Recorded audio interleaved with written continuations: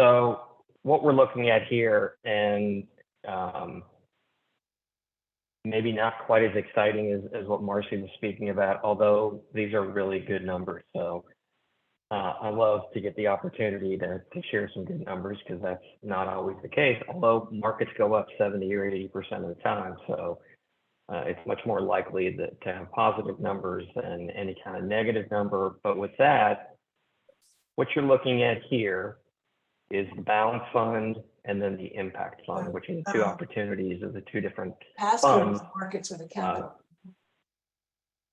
I think we got somebody else talking to. Kelly, I don't know if that's you or not. Maybe you can mute. My fault. So we've got these two different funds that you have an opportunity to invest in. I think the majority of you are probably in the balance fund, but we want to give you a view of both. So as you look at these numbers, what you're seeing here is the most recent quarter that, of course, would have ended at the end of June. And so if, you can look at what those numbers look like, and then the year-to-date number up 9.9%. And then when you're looking at that IPS benchmark, that's a blended benchmark that is created and identified within the investment policy statement. So that's meant to kind of be a barometer, a little bit of a check on how we're doing relative to the market. And at times it's really difficult to get above that. And honestly, with what Marcy was speaking about, when you look at the S&P 500, which is a much better view of the overall investment within the United States generally, you've got 500 companies, whereas the Dow has 30. The Dow, I think, is in single digits in terms of its progress so far. Then you've got the S&P 500 that's probably up 15, 16, even 17% in the first half of the year.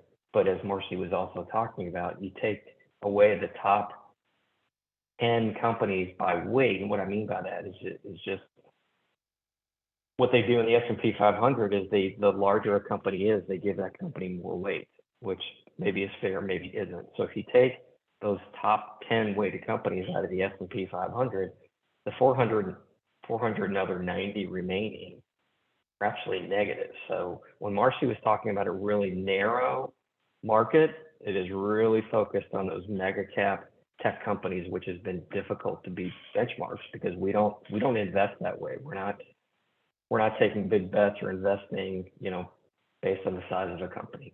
So even with all that, you can see what the returns look like. It's very, very competitive. And then what you're also looking at is the 1 year and the 3 year and the 5 year, and then since inception, which both of those do exceed the benchmark.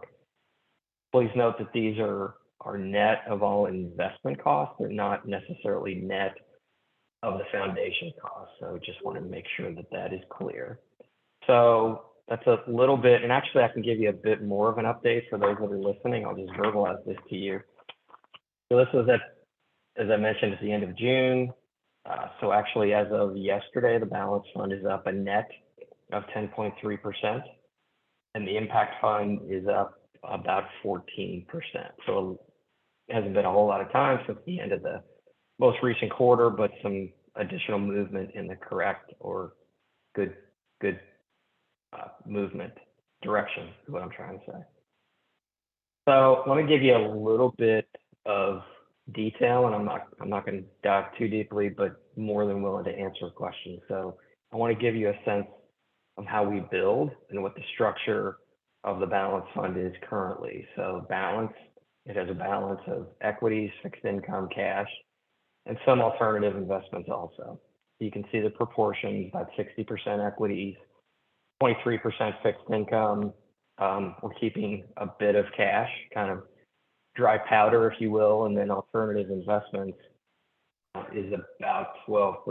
If you're within the alternative investments, we have some hedge funds and we have some private equity that really have helped in some of these more volatile periods, and I think they'll continue to help. It was one of the themes that the CIO office has right now is to really think and consider alternative investments if you don't already have those. We already do, so I think we're in a good position there.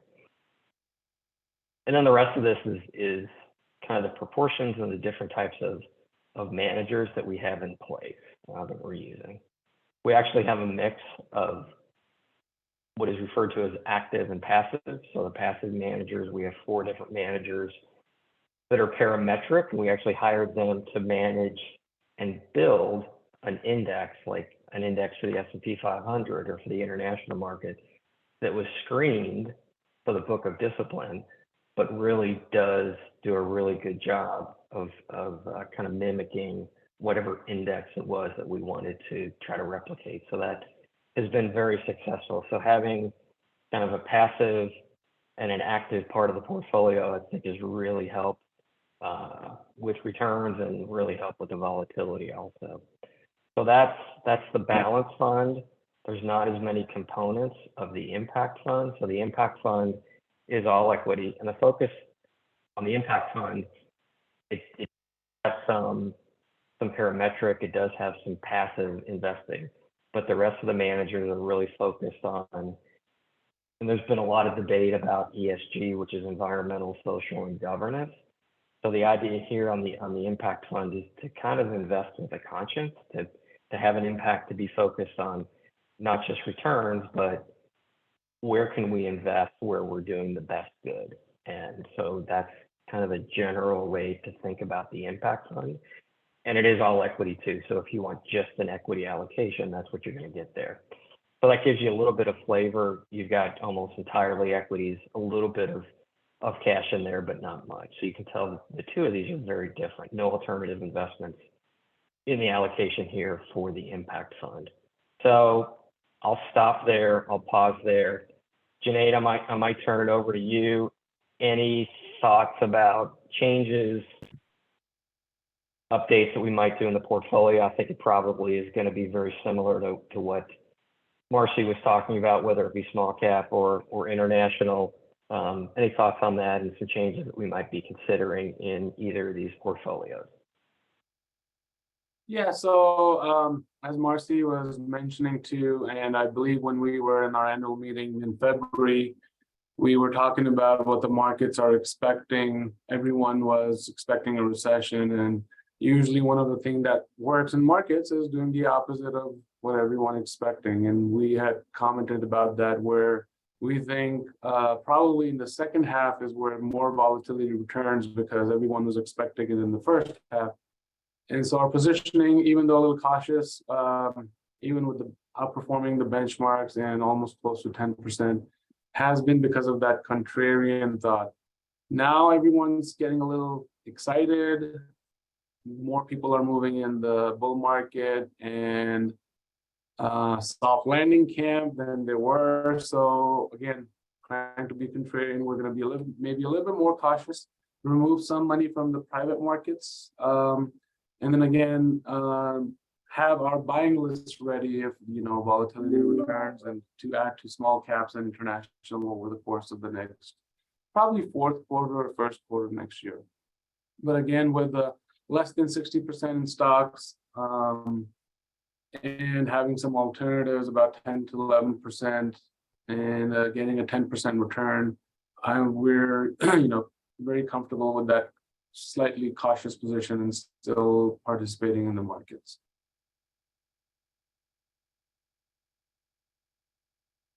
I don't know if there's any questions, Chris, or... Yeah, there's no questions in the chat at this time.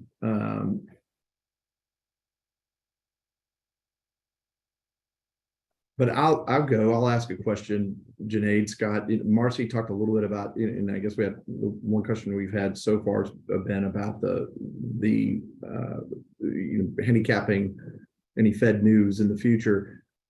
Can y'all speak a little bit to the inflation report that came out earlier this week at 2%, and what the implications would be far-reaching because of that being such a huge driver for the Fed, in the Fed's, I guess the Fed Board of Governors approach and aggressiveness, I guess, over the past 12 months.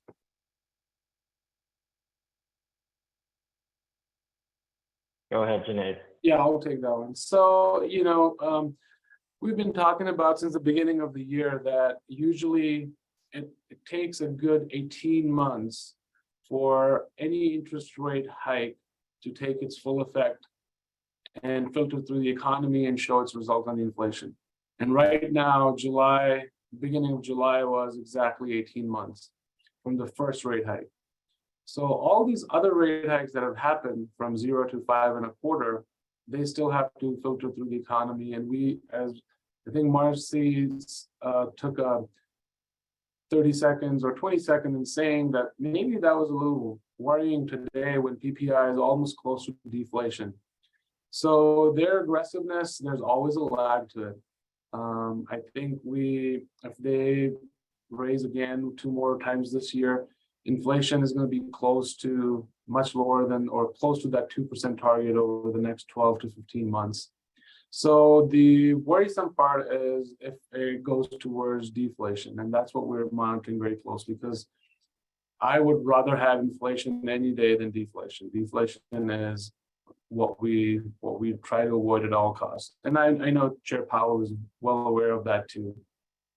So again, it's a tricky, very tricky area that they're in, trying to fight stagflation, and stagflation may not be the worst scenario if the other option is deflation. So the closest analogy you can probably think of is the late from 78 to kind of the late 80s environment. So as Marcy was saying, there were 2 sessions prior to that, but then the economy started recovering and we started a new cycle. But there was the market was in a box, it was stagflation. So in real terms, the market was flat during that time. So that would be, that doesn't mean that you can't make money. It's just a different kind of leadership. You have alternative investments, you have real assets, bonds start participating with 5% yield. So again, this is just a different kind of portfolio outlook and a different regime that you would look at, different positioning than your top 10 tech stocks taking and driving the market returns. So again, we watch that very closely every month, every week, and well aware of how to position if that takes place. Does that answer your question, Chris?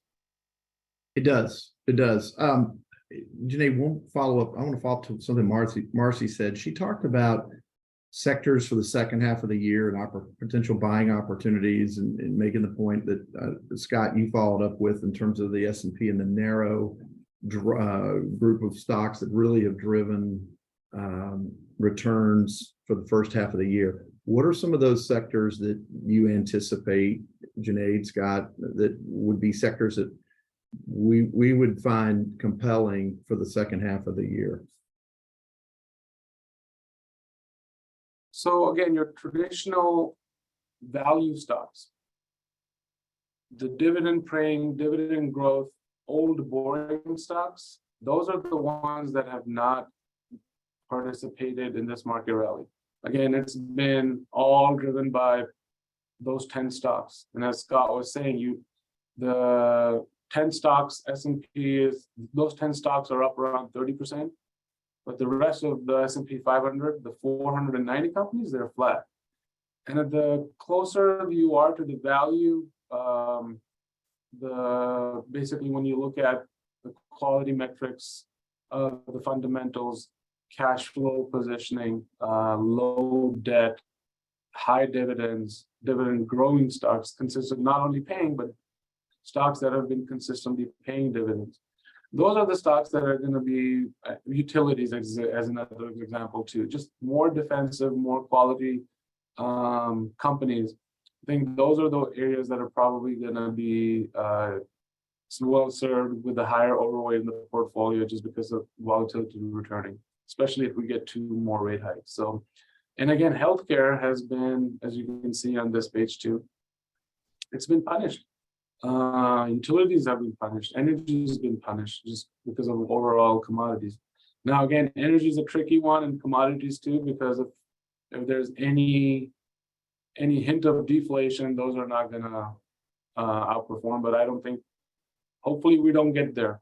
So yeah, those are the ones that we think are going to be the areas that you want to overweight versus your traditional tech. And again, sometimes just numbers stare you in the face. Large cap growth is up 35% for the year. Large cap value is up 4.5%. So how sustainable, and that's a period of 6 months. How sustainable that is, you just want to take, all simple stuff, take money from the winners and give it to the losers. So. Thanks, Junaid. One last question in terms of kind of macro trends for the first half of the year. We've seen some positive numbers on the labor markets. Can you speak to outlook for the second half of the year? Are we kind of out of the I guess the worry phase of the American worker coming back to work, or are we still not out of the woods in that key measure of not just inflation but economic factors as we head into the rest of 23? Yeah, absolutely. And as the main structural issue that's going to continue for a while is just a shortage of skilled labor in the United States. That's a key underlying factor we're probably going to see for a while. But again, if we're close towards the cycle from economic standpoint towards recession, that's labor is usually the last shoe to drop. The first, in terms of if you look at data and say what sequence does it follow, so usually it's first thing is usually the bond market starts telling you. Then there's leading indicators like retail sales, some of the housing permits, we're also already seeing that. Then it translates into the stock markets, then the credit markets, then the stock market, and usually labor is close to the end. So I think we've done the first three, the bond market's already with the yield curve inversion, and the bond market is completely saying the opposite of the stock market. Bond market saying we are going to have a recession, whether it's mild or your average or even a hard one, that's still to be seen. Again, dependent on the Fed. But and then labor markets probably are going to follow suit over the next 9 months if we continue the raising rates and the economy slowing too. Junaid, on that note, as a former banker, I'm always paying attention to the credit markets, and I think the credit markets kind of are a little, they're signaling a little different message. That you use the R word earlier. Can you speak to kind of reading the tea leaves in the credit markets now and then moving forward in the second half of the year? Yeah, so the credit markets right now are not signaling anything. Basically the way to read the credit markets is primarily through their spreads, their option adjusted spreads to the treasury markets. And so there's no, and ironically, it's because of the actual credit stress that happened in the markets because of the regional banks. Silicon Valley back in March or so. So it happened, the regional banks, there was a credit event, but both Powell and Yellen, the fiscal and monetary, they stepped in and backstopped it and provided liquidity to the markets. And that liquidity basically delayed the credit event or the R word. Now, again, whether they can engineer it to not have a recession or even soft landing, I mean, that would be the thing that we continue monitoring. But again, credit markets right now are not signaling anything. It's primarily the bond market, some of the leading indicators that are. So again, I think Marcy said it well. Either the markets win or Chairman Powell wins. So we try not to fight the Fed when they're providing liquidity, and we're again a little cautious and not trying to fight the Fed either. But again, these situations are so fluid that within 3 months, if there's a pivot or if there's a different signaling in the language or in the markets, we'll be able to adjust our portfolios and positioning for that too. But again, 3 months is actually a very long time in these fluid markets too. It can happen in a matter of weeks. So again, it's not signaling any big red flags right now, but we monitor that daily. That's why we have high blood pressure.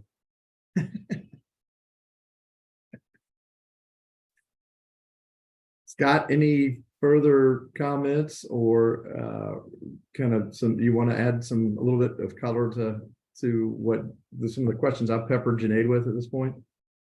No, I think that between the smart people, Junaid and Marcy, I think that says more than enough. I don't want to muddy any of that. So no, I think we're good. We're coming up on almost an hour, so sorry about the technical issue. I think somebody hit the wrong button. Yeah. And I don't think it was any of us. Yeah. Well, we weathered it, and I appreciate y'all persevering. Yeah, as we wrap up, I just wanted to thank everybody for joining us this morning. And certainly want to thank our Merrill team for presenting today. Scott, Junaid, if you'll please pass along our appreciation to Marcy. We'd appreciate that. The webinar was recorded, and I think that's really important given our technical difficulty this morning. We will post on our website in a few days. Our website is www.umf.org, and we'll send out an email reminder that it's been posted. So with that, we'll wrap up. There are no questions in the chat. Scott and Junaid, we always appreciate the hard work that you do on behalf of us and our clients. For everybody out there, thank you for your trust and confidence, your continued trust and confidence in the foundation and our mission, and all the work that we do to support churches and ministries in Louisiana. Thank you all, and have a great day. Thank you, everyone.